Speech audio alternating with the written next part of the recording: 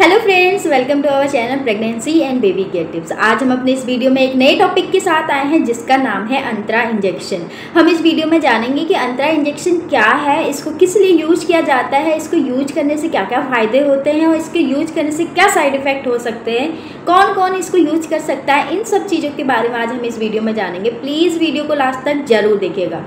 तो first one, अंतरा injection. अंतरा injection ये एक तरह का कॉन्ट्रासेप्टिक इंजेक्शन है। हिंदी में हम बात करें तो ये गर्भ निरोधक विधि होती है जिसको जो महिला है, महिला की बॉडी में वो प्रेगनेंसी कंसीव करने से रोकता है या प्रेगनेंसी कंसीव होने से बचाता है। ये इंजेक्शन को हम मेड्रोक्सीप्रोजेस्टेरोन एसीटेट के नाम से भी जानते हैं। ये जो इंजेक्शन है इसको हर 3-3 महीने के गैप में इसको लगाया जाता है। कैसे कि इस इंजेक्शन को क्या होता है कि आपने इस महीने लगा दिया, इस महीने को लगवाने के बाद आप 3 महीने तक आपको किसी तरह का कोई कॉन्ट्रासेप्टिक पिल्स, किसी तरह का कोई कॉन्ट्रासेप्टिक मेथड अपनाने की कोई ज़रूरत नहीं है, क्योंकि ये इसका जो वर्क होता है ये 3 महीने तक ये काम करता है। नेक्स्ट जो डोज लगेगी आपको वो 3 महीने के बाद आपको वो डोज लगेगी। अब हम जानेंगे कि ये अंतरा इंजेक्शन कब लगा सकते हैं। अंतरा इंजेक्शन लगवाने का जो टाइम होता है, जैसे ही आपके मेंसेस चल रहे हैं, पीरियड आपके स्टार्ट हो गए, पीरियड होने के कम से कम 1 से 7 दिन के बीच आप इस इंजेक्शन को लगवा सकते हैं। दूसरा, जैसे अगर आपकी डिलीवरी हुई है तो डिलीवरी हुए के कम से कम 6 हफ्ते के बाद आपको ये इंजेक्शन लगवाना है।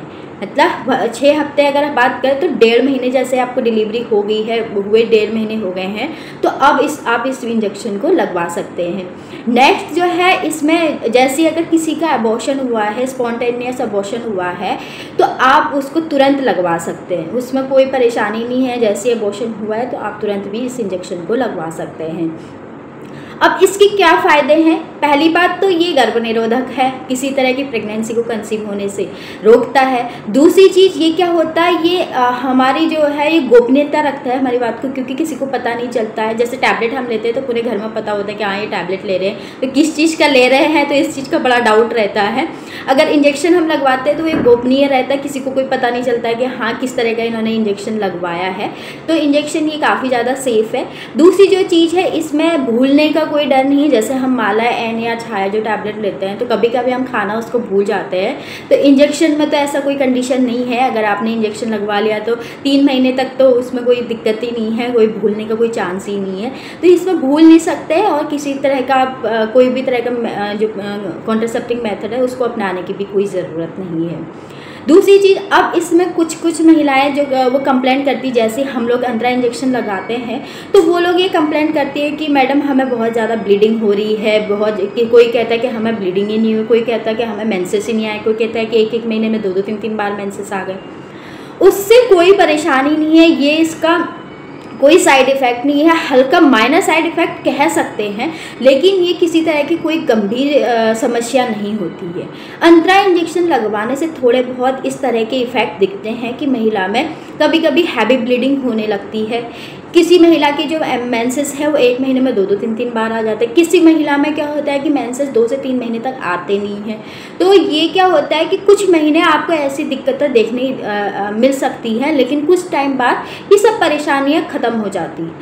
अब हम जानेंगे कि ये इंजेक्शन कैसे लगाना होता है। ये इंजेक्शन हमारे लेफ्ट हैंड के डेल्टोइड मसल पे लगता है, जो कि IM लगता है, और लगने के बाद इसमें किसी तरह का रब नहीं करना होता है, किसी तरह की सिकाई नहीं करनी होती है। जैसे ही लगा है तो वैसे उसको छोड़ देना है, मसलना वसलना कुछ भी नहीं होता है। अगर आप उसमें रब करोगे या सिकाई कर दोगे तो उससे और ज़्यादा साइड इफ़ेक्ट होने के बड़े चांसेस हो जाते हैं। अब हम जानेंगे कि इस इंजेक्शन को कौन कौन महिला यूज कर सकती है। इस इंजेक्शन को 45 साल से कम उम्र की जो महिला है वो इसको यूज कर सकती है। दूसरा, स्तनपान या ब्रेस्ट फीड कराने वाली महिला, लेकिन उनकी डिलीवरी को कम से कम 6 हफ्ते होने के बाद ये इंजेक्शन लगवा सकती हैं। नेक्स्ट जो है, अगर कोई महिला जिसका अबॉर्शन हुआ है, स्पॉन्टेनियस गर्भपात हुआ है, तो वो भी इसको लगवा सकती हैं। या महिला HIV से सफ़र कर रही है तो वो भी इसको लगवा सकती है। अब कौन इसे नहीं लगवा सकते हैं? जिस महिला को हाइपरटेंशन से कोई रिलेटेड प्रॉब्लम है, उनका BP ज़्यादा हाई रहता है, जिस महिला का किसी और तरह का हार्ट से रिलेटेड उन्हें कोई प्रॉब्लम है, स्ट्रोक की उन्हें परेशानी है, माइग्रेन की उनको परेशानी है, और भी किसी तरह की अगर उनको किसी तरह की बीमारी है जिसकी वो मेडिसिन ले रही हैं, तो वो उसको नहीं लगवा सकती। गर्भवती महिला इसको नहीं लगवा सकती है। 6 हफ्ते से डिलीवरी के 6 हफ्ते से पहले आप इसको नहीं लगवा सकते हैं। तो ये सब चीज़ें था। अब हम जानेंगे कि अंतरा इंजेक्शन लगने में क्या हमें ध्यान देने वाली बात है। इंजेक्शन लगने से जैसे अगर आपको पहली डोज अगर लगनी है तो आप पहले अपनी सारी जांचें करवा लीजिए, आप अपने ब्लड टेस्ट करवा लीजिए। अगर किसी तरह की कोई बीमारी है तो उससे भी परेशानी हो सकती है, या आप गर्भवती तो नहीं है, तो ये सब जाँचें आपको करवानी है।